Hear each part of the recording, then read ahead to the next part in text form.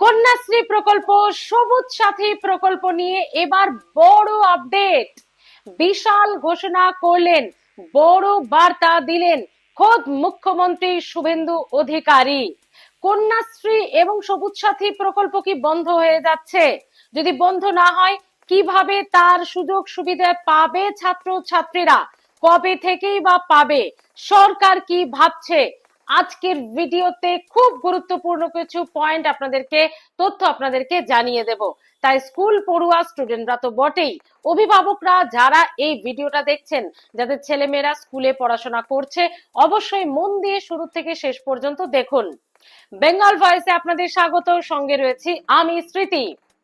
2013 সালে প্রাক্তন মুখ্যমন্ত্রী মমতা বন্দ্যোপাধ্যায় তিনটে উদ্দেশ্য নিয়ে করেছিলেন কন্যাশ্রী: বাল্য বিবাহ রোধ মেয়েদের, এবং স্কুল ছুট রোধ, এবং সঙ্গে নারী উন্নয়ন।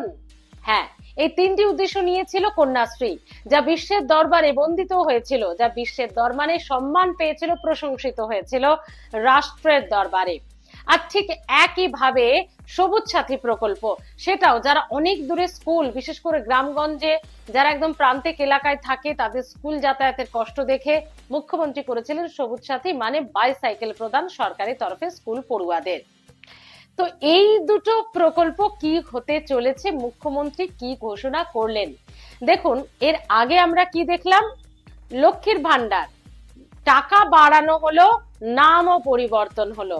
নাম হয়ে গেল কি অন্নপূর্ণা যোজনা, অন্নপূর্ণা ভান্ডার, আর সেখানে 1,500 থেকে বেড়ে হয়ে গেল 3,000।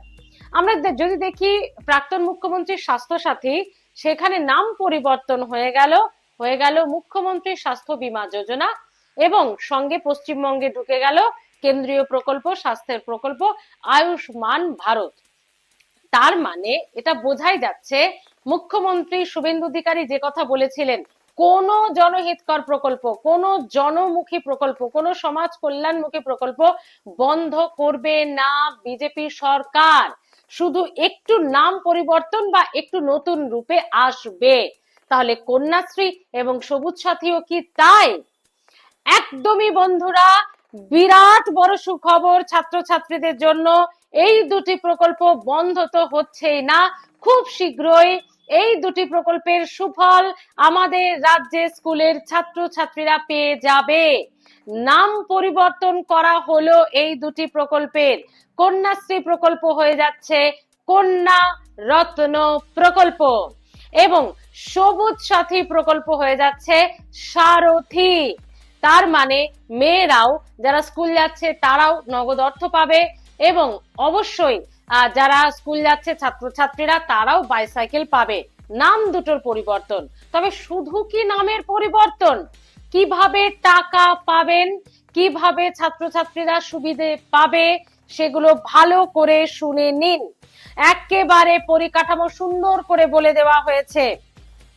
দেখুন, যে বিষয়টি জানানো হয়েছে, শুধু তাই নয়, মুখ্যমন্ত্রী আবার এটাও বলে দিয়েছেন 14ই আগস্ট কন্যাশ্রী দিবস যেমন আগের সরকার পালন করত, 14ই আগস্ট কন্যা রত্ন দিবস পালন করবে রাজ্য সরকার। 13 বছর বয়স থেকে 18 বছর বয়সী ছাত্রীরা যারা স্কুলে পড়ছে, তারা বার্ষিক 1,000 টাকা করে সহায়তা পাবে।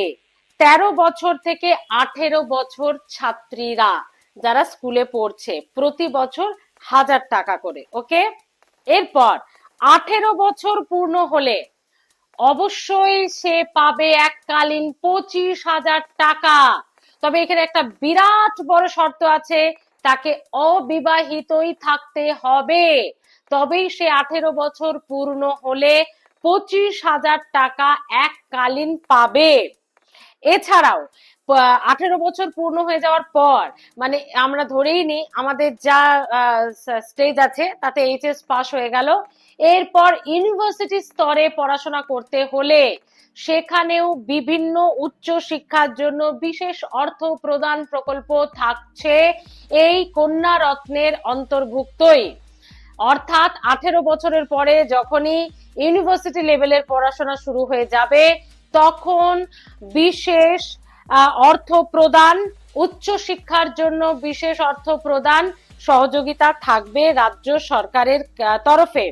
অর্থাৎ রাষ্ট্রপুঞ্জের কাছে যে প্রশংসিত প্রকল্প কন্যাশ্রী তা হয়ে যাচ্ছে কন্যারত্ন, এবং তা কিন্তু একেবারে অপরিবর্তিত পরিকাঠামোতেই, একেবারে অপরিবর্তিত ধাপেই, ঠিক যেভাবে 13 থেকে 18 এবং 18+ সে হয়ে গেলে 25,000 টাকা, একইভাবে ছাত্রীদের তাদের উন্নতির জন্য, তাদের সহযোগিতার জন্য রাজ্য সরকার তথা মুখ্যমন্ত্রী শুভেন্দু অধিকারী ঘোষণা করে দিয়েছেন।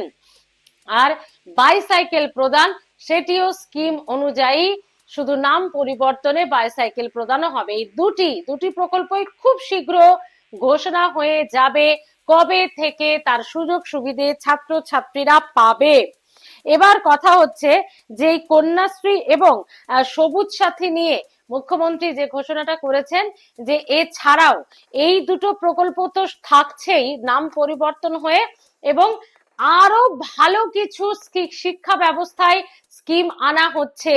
স্কুলগুলিকে ঢেলে সাজানো হচ্ছে, শুধু সৌন্দর্যায়নে নয়, স্কুলের পরিকাঠামোতেই শুধু নয়, একেবারে পঠন পাঠন সিলেবাস থেকে শুরু করে বরাদ্দ সমস্ত কিছুতেই সরকারি স্কুলগুলিকে বেসরকারি স্কুলে মা বাবাদের ভর্তি করার যে ভাবনা চিন্তা, যে ট্রেন্ড, যে মানসিকতা, সেটা যাতে খানিকটা সরকারি স্কুলের দিকেও করা যায়, সে কারণেই বিরাট বড় পদক্ষেপ। স্কুলগুলিকে এবার পরিকাঠামো থেকে শুরু করে পঠন পাঠনে, সিলেবাসে এবং একেবারে খোলনলচে বলা যেতে পারে, সেটা যেন বদলে দেওয়া হবে। সরকারি স্কুলগুলিকে এবার টেক্কা দেওয়ার মতো করে তৈরি করা হবে। তার জন্য অনুদান বরাদ্দ যতটা প্রয়োজন সরকারের তরফে কিন্তু একেবারেই কোনোটাই পিছপা করা হবে না। বিশাল ঘোষণা করেছেন মুখ্যমন্ত্রী শুভেন্দু অধিকারী। এখানেই শেষ নয়, অঙ্গনওয়াড়ি কর্মীরা যারা রান্নার কাজে ছিলেন, যারা সহায়িকার কাজে ছিলেন, তাদের 2,000 টাকা তারা পেতেন। এটা দিয়ে যে কিচ্ছু হয় না সেটা মুখ্যমন্ত্রী তথা বিজেপি সরকার জানে, কিন্তু তাদের সহযোগিতার জন্য, তাদের আরেকটু ভালোর জন্য 1,000 টাকা করে তাদের বেতন বাড়ানো হচ্ছে। স্কুলের ডিম, মিড ডে মিলে ডিম অন্তর্ভুক্ত করা হলো। এটা নিয়ে বিশাল একটা সমালোচনা, তর্ক বিতর্ক কথা উঠেছিল যে সয়াবিন এই কি শাকসবজিতে কি বাচ্চারা পুষ্টি পাবে? হ্যাঁ, এই বিষয়টিকেও মাথায় রেখে, পুষ্টির বিষয়টিকেও মাথায় রেখে বাচ্চাদের জন্য কিন্তু এবার মিড ডে মিলেও ডিম চালু হয়ে যাচ্ছে। অর্থাৎ বন্ধুরা, আপনারা দেখতে পাচ্ছেন যে মুখ্যমন্ত্রী শুভেন্দু অধিকারী ক্ষমতায় আসার পর থেকে যেভাবে প্রতিশ্রুতি দিয়েছিলেন, সেই প্রতিশ্রুতি মতোই কিন্তু এক এক করে কাজ হচ্ছে। আর শুধু কাজ না, প্রত্যেকটি প্রকল্প করার পর তার সুযোগ সুবিধা, তার কি রিয়াকশন আসছে, সেই মতো কিন্তু অনেক চেঞ্জেসও হচ্ছে। দেখুন, মিড ডে মিলটা নিয়ে যখন এতটা তর্ক, এতটা সমালোচনা, এতটা ভালো দিকটাও তুলে ধরা হচ্ছিল যে ডিমটা কতটা প্রয়োজন, বাচ্চাদের কতটা প্রিয়, সেই দিকটাকে মাথায় রেখে কিন্তু এমন নয় যে আগের সিদ্ধান্তেই অনড় থেকে যাবে, সেটা সরকার বলেছে বলেই কি সুন্দরভাবে সেটাকে খানিকটা অল্টারেশনও করা হলো। ডিম অন্তর্ভুক্ত হয়ে গেল মিড ডে মিলে, সঙ্গে স্কুলের উন্নয়ন, সব মিলিয়ে কিন্তু ইতিমধ্যেই শিক্ষা ব্যবস্থায় একটা বিশাল বড় যে পদক্ষেপ রাজ্য সরকারের, তা বলা যেতেই পারে। এবং আমার ভিডিওতেও অনেকে প্রশ্ন করেছিলেন, দিদি কন্যাশ্রীর কি হবে, দিদি সবুজ সাথীর কি হবে? তার কারণ আমরা জানি, মধ্যবিত্ত নিম্নবিত্ত পরিবারের কাছে বছরে 1,000 টাকা, 18 বছর প্লাসে 25,000 টাকা, এবং তারপর উচ্চ শিক্ষার জন্য সহায়তা, সরকারি সহায়তা, এগুলো অনেক বড় ফ্যাক্টর। অনেক মেয়ের স্বপ্ন পূরণ হয়, অনেক মেয়ে নিজে যেন ডানা মিলে নিজেকে বিকশিত করতে পারে, উঠতে পারে।